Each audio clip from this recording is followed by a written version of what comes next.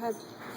All right, so what we're going to go over is the digestive system anatomy using these models. Remember that the anatomy starts with the oral cavity, which starts with the labia or lips. When you get inside the lips, between the lips and the teeth, you have a region called the vestibule.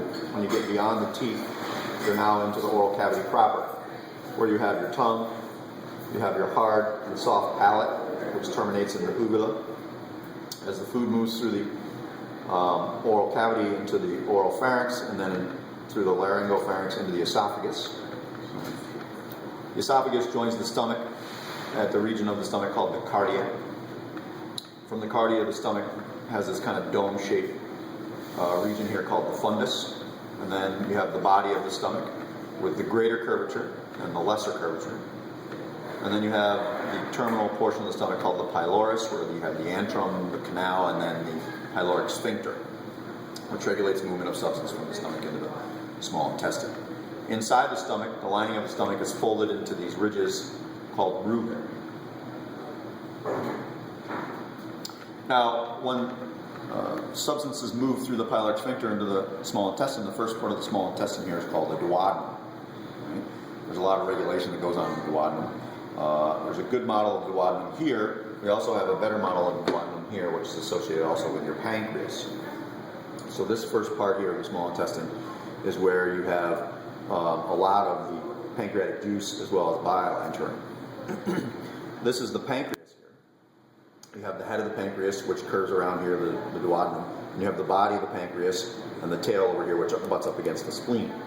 This white duct here is the pancreatic duct, which splits into a main pancreatic duct, which then secretes pancreatic juice into the duodenum with the bile duct. And then you have the accessory pancreatic duct. Now, bile and pancreatic juice enters the duodenum through what's called the hepatopancreatic ampulla and papilla. You can also see here inside the duodenum some of the structural features of the lining of the intestine, including these circular ridges called plica circularis. What's not depicted on here is the villi and the microvilli, which we'll look at later on. Each of these little units here that the pancreas is subdivided into further are called lobules. Now, from the duodenum, the first part of the small intestine, you're going to proceed into the small intestine, and the small intestine are about 20 feet long or so. The first portion after the duodenum is called the jejunum, and then finally the terminal portion is called the ileum, which will then join the large intestine at what's called the ileocecal valve. Now, the large intestine has this little blind-ended sac, which is created because the small intestine doesn't come into the end of the large intestine, but comes into the side here. This little sac is called the cecum. And hanging off of the cecum, you have some of that mucosal associated lymphatic tissue called the vermiform appendix.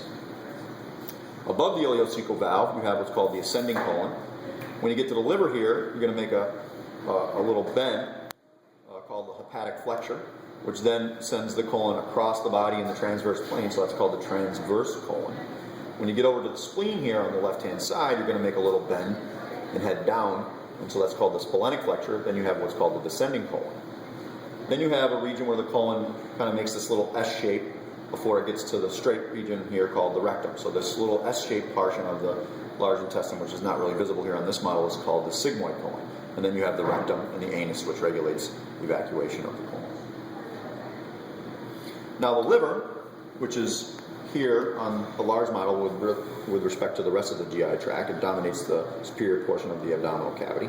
The liver is subdivided into various lobes. You have the right and the left lobe separated by what's called the falciform ligament. If you look at the posterior aspect of the liver, you have what's called the caudate and the quadrate lobes. You have this little ligament here called the round ligament, which is the remnants of your umbilical vein. You also have associated with the liver a system of storing and delivering bile, the bile ducts, and the gallbladder. Now, you have what's called the common hepatic duct, which is formed by the union of the left and right hepatic ducts, which drain bile from the liver into the common hepatic duct. And then you have, draining the gallbladder, you have something called the cystic duct. When you have union of the cystic and common hepatic ducts, you form what's called the bile duct, which, if we look back on the pancreatic model, is what then secretes bile into the duodenum. Now, another important model that we'll be using on the exam is the model of the wall of the intestine. So remember that each part of the GI tract contains different basic layers. You have the mucosal layer, you have the submucosal layer, you have the muscular layer, and then you have the adventitia or the serosal layer. This is a portion of the small intestine, and so you can see you have villi, right? Not really depicted on here are the microvilli because they're microscopic, and this is a macroscopic model.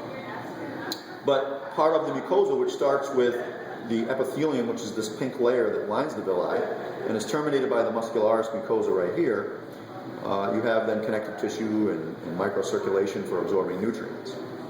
Below the mucosal layer, you have the submucosal layer, which is a layer of connective tissue, where you'd have major blood vessels, arteries and veins, glandular tissue, as well as nervous tissue, these white little things, right, for that submucosal plexus.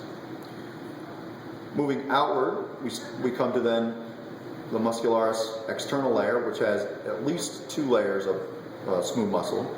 You have an inner circular layer, which wraps around the lumen, and then an outer longitudinal layer, which runs with the long axis of the two. You'd also find nerves and blood vessels and lymphatic structures in that layer as well.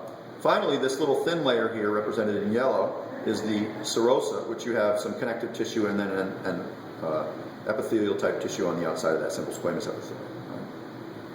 Another feature you might want to pay attention to is this green lymphatic vessel here found in these villi. That's called the lacteal. And I think that's the digestive anatomy. Okay.